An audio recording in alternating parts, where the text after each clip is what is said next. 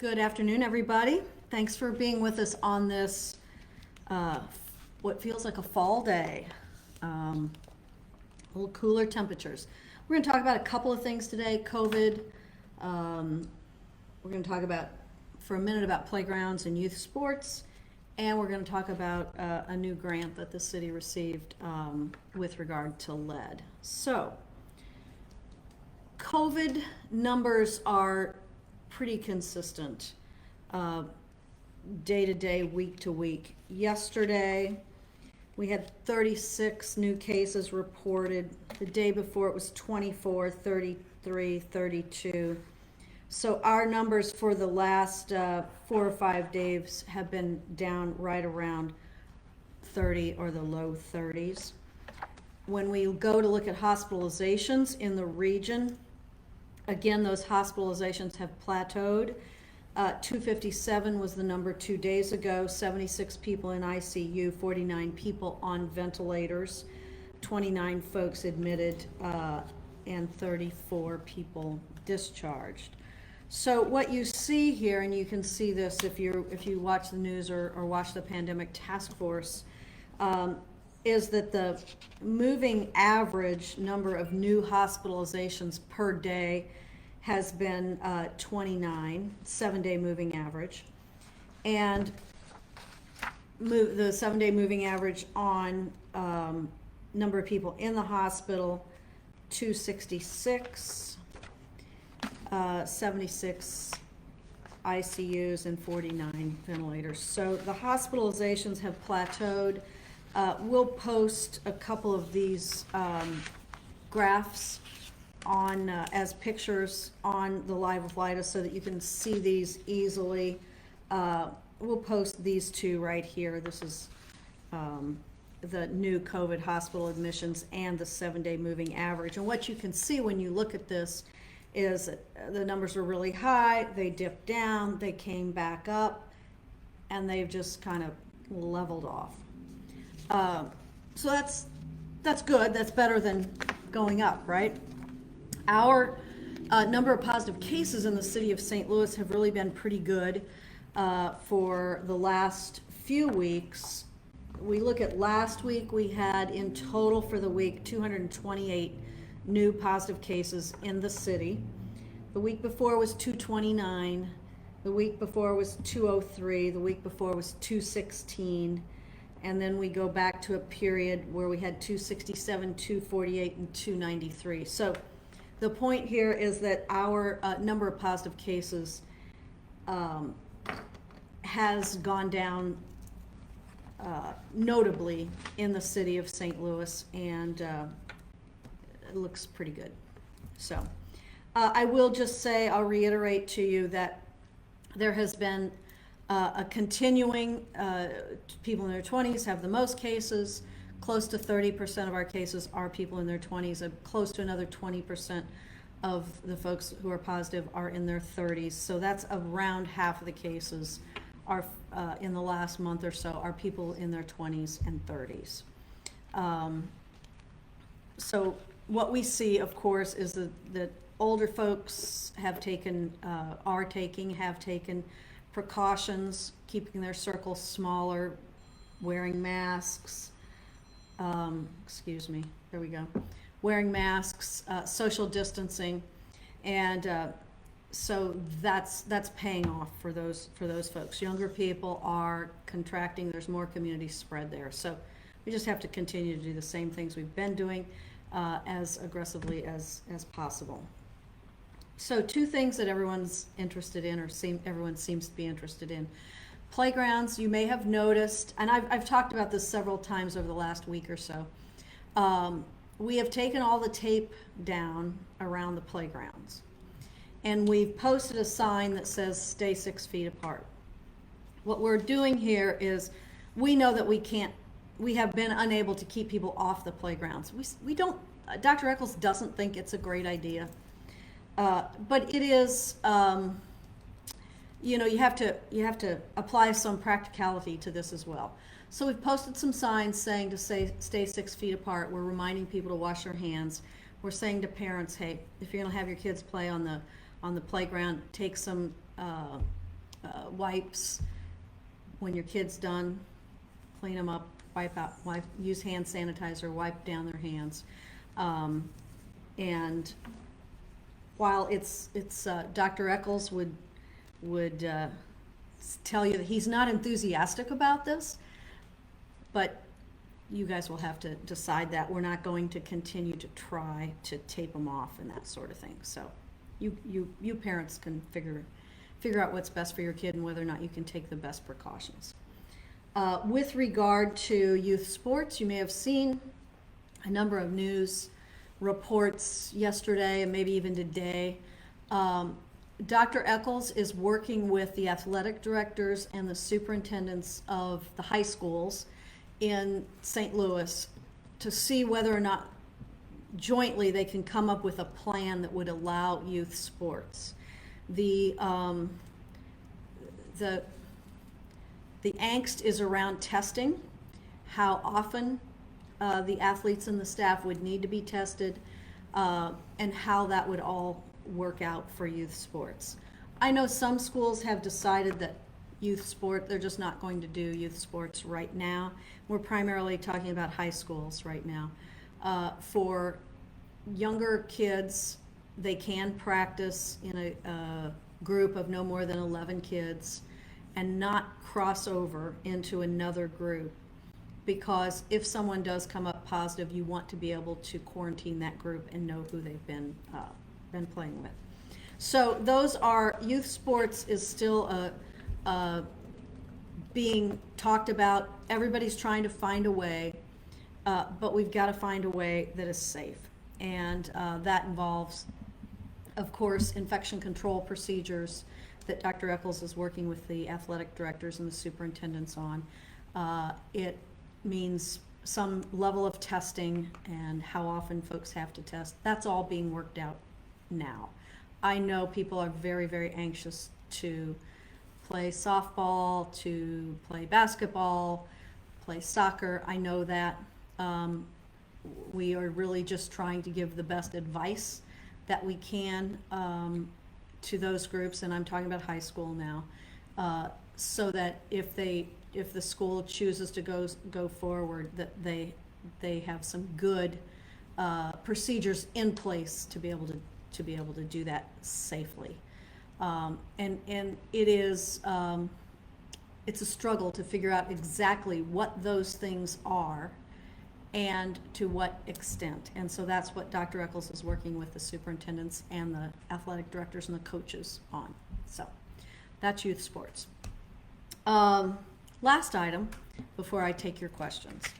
So this is a good news item. We received a notification on Friday that we got $2.5 million to continue to expand our lead abatement program.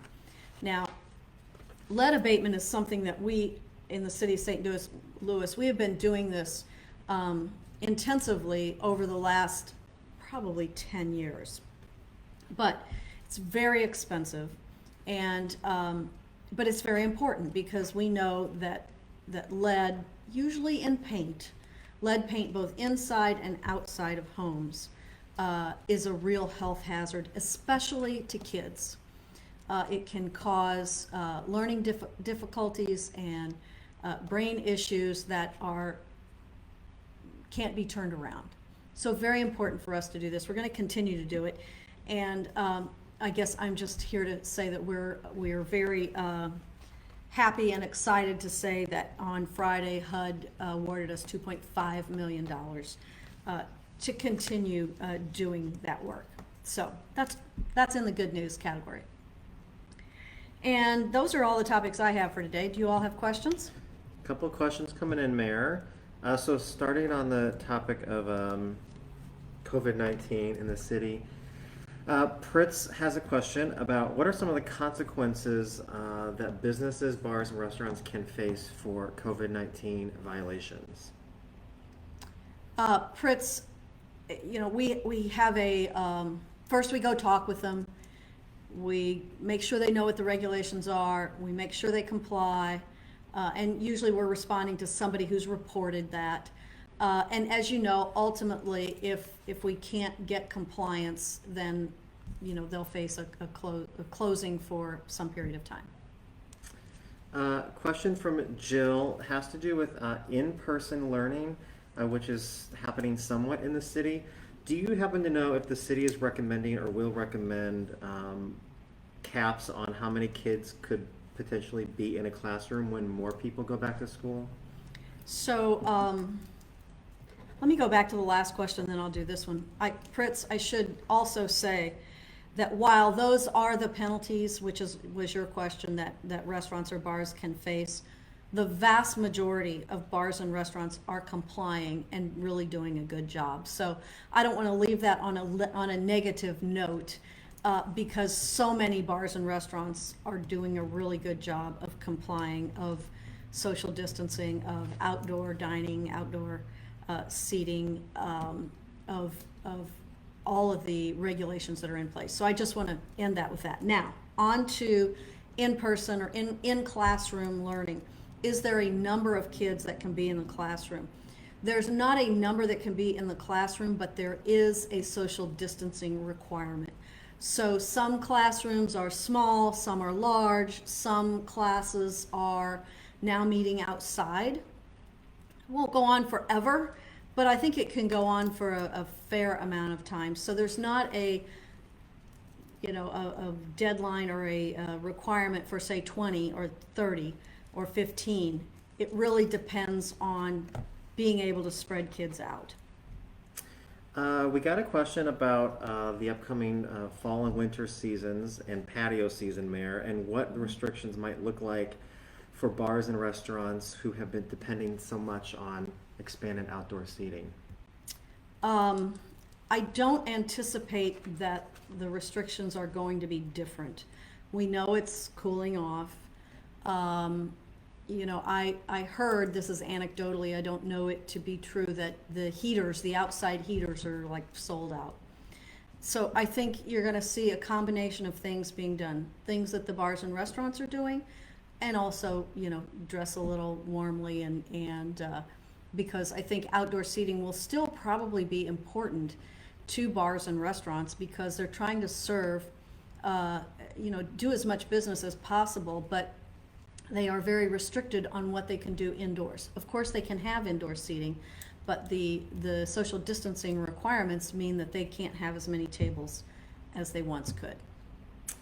On youth sports, Mayor, Cal has a question about whether the changes impact grade school age children in the city, and what kind of timeline is the city working on right now? So, Dr. Eccles, I know, met again today, I think it was a Zoom meeting, again today with the superintendents and with the athletic directors and the coaches. So they're working as quickly as possible. With regard to littler kids, let's say elementary school, what's in place right now is that elementary school kids can practice in a group no larger than 11 kids. And you can scrimmage among those 11 kids, but not between two groups of 11 kids. And right now, that has not changed. And, they're tackling the high school age, and they're also working on the younger grades as well. So we had a question from Shelley, Mayor, about the city's case rate per citizens of COVID is much lower than many of our neighbors to the west. How concerned are you about that impacting our numbers, and do you recommend that everyone in the region should be wearing a mask? Yes, I recommend everyone in the region should be wearing a mask. But the city I can only say that that's the rule for the city of St. Louis.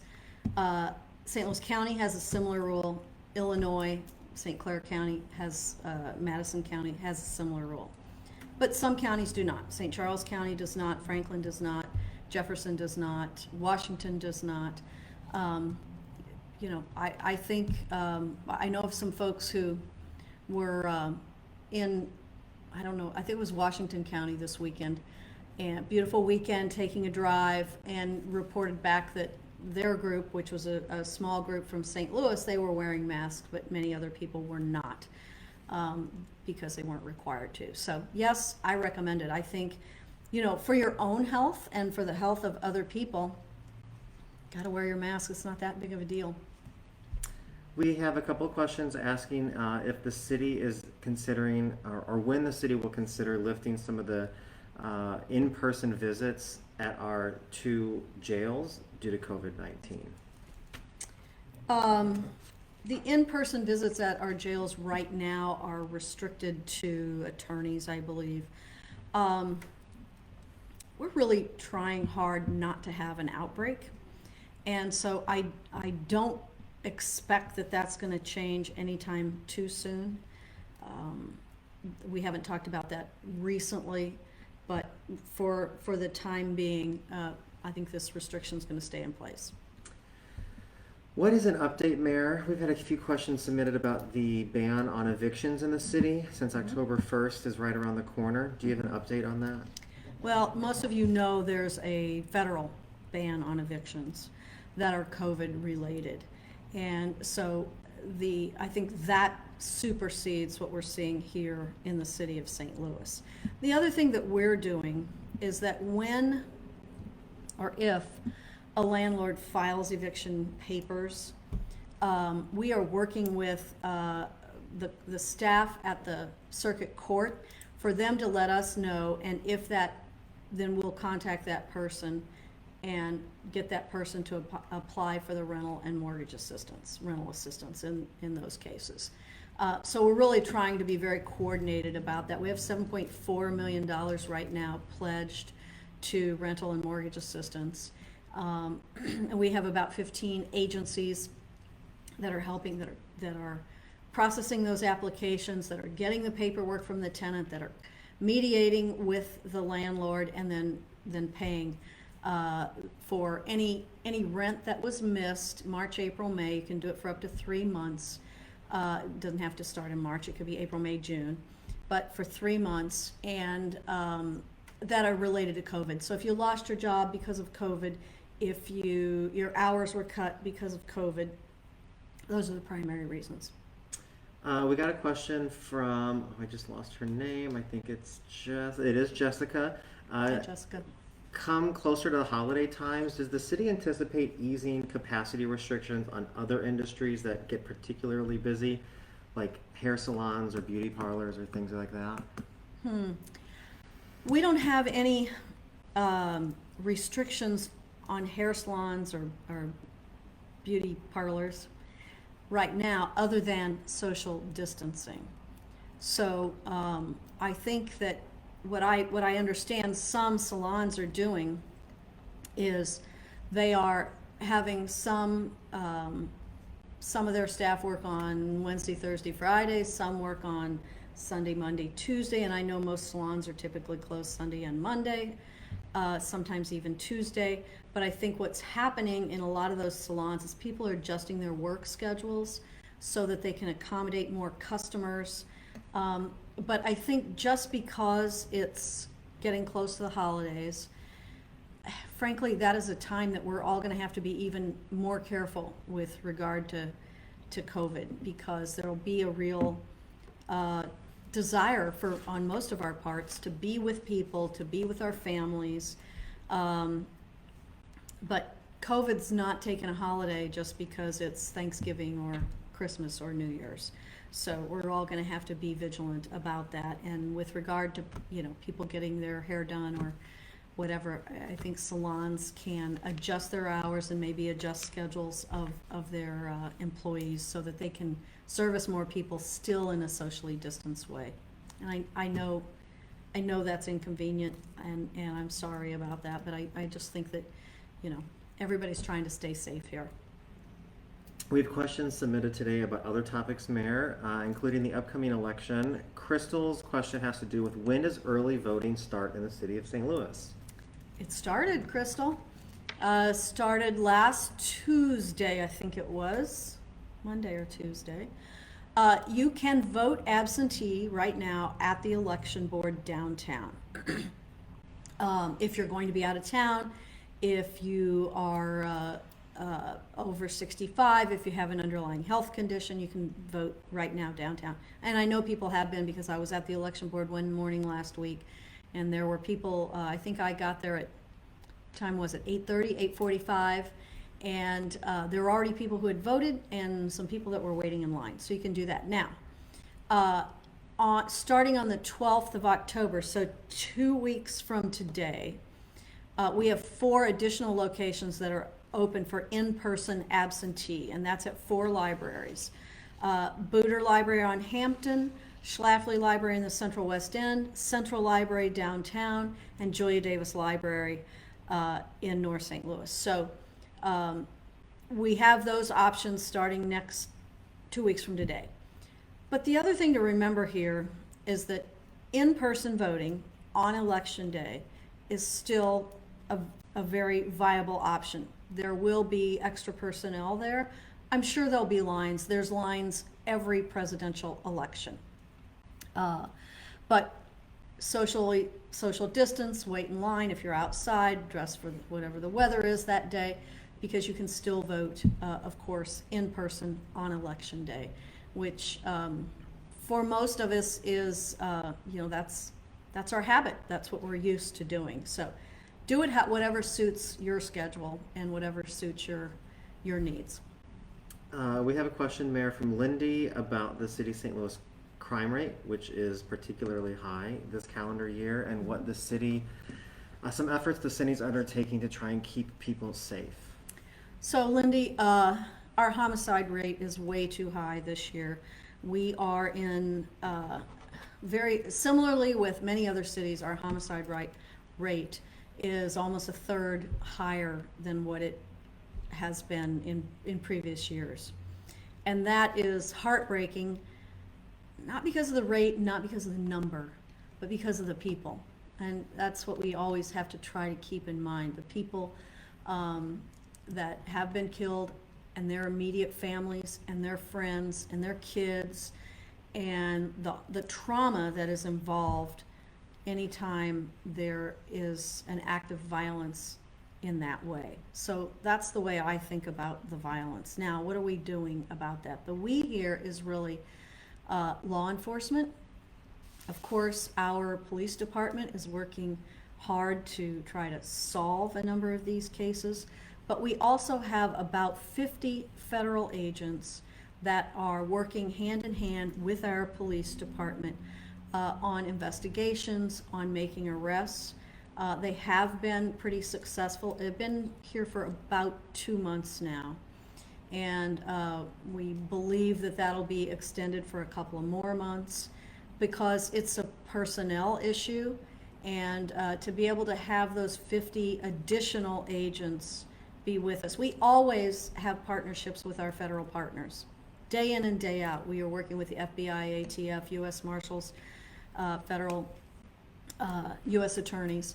We're always working with those folks, but we have 50 additional folks right now that are here working with us.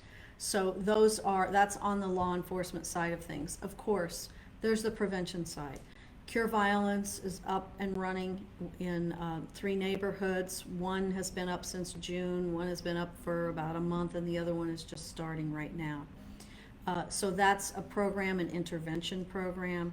And of course, there are longer term things. But you know, when you think about, and I've talked about this a lot on this program, things like rental assistance takes a little stress off of people. Things like help with your utility bills takes a little stress off of people.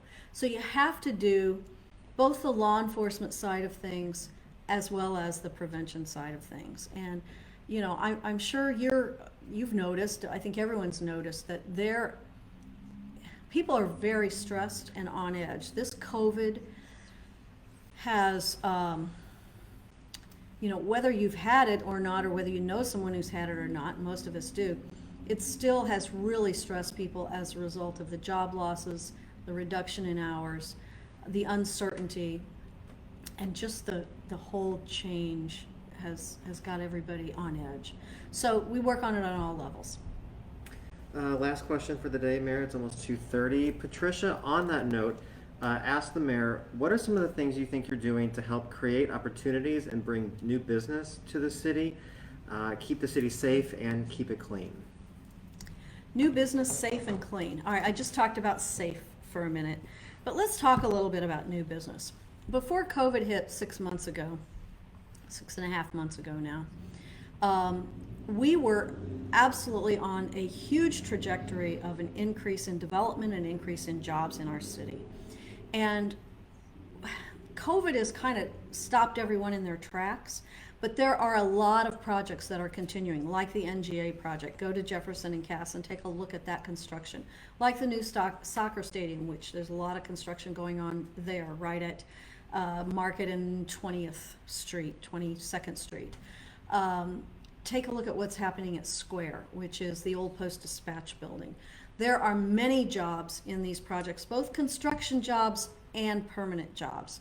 So, you know, we're working on that. You know that we are in the running now for, hopefully for the Space Command project. That's a long shot, it is, but we're continuing to push forward every day to put in, to seek out other opportunities for businesses to locate here. We were successful in relocating a number of employees from the Goodfellow site into downtown. They're going to be located, it's probably going to be 9 months. They're going to be locating in the Metropolitan Square building downtown. So we were successful in keeping those jobs here and providing for expansion of those jobs.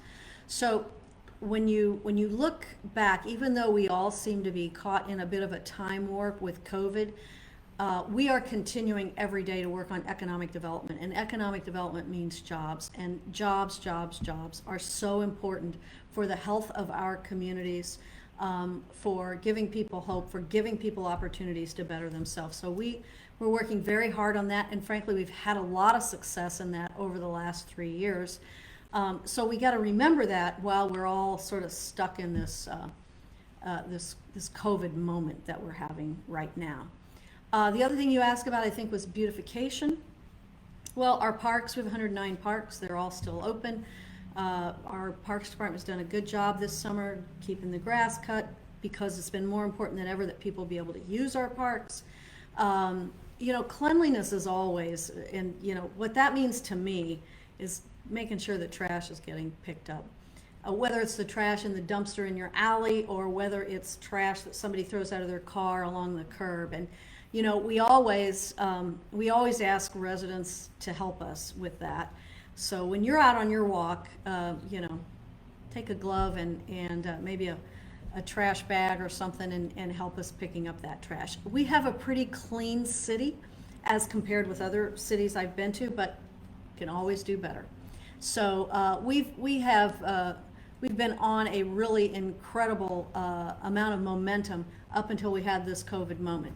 And I know you all understand what I'm talking about there, but we got to push through this and continue to work on expanding business, expanding jobs, and giving people opportunities. So thank you for that. That's it for today, Mayor. That's it for today, guys.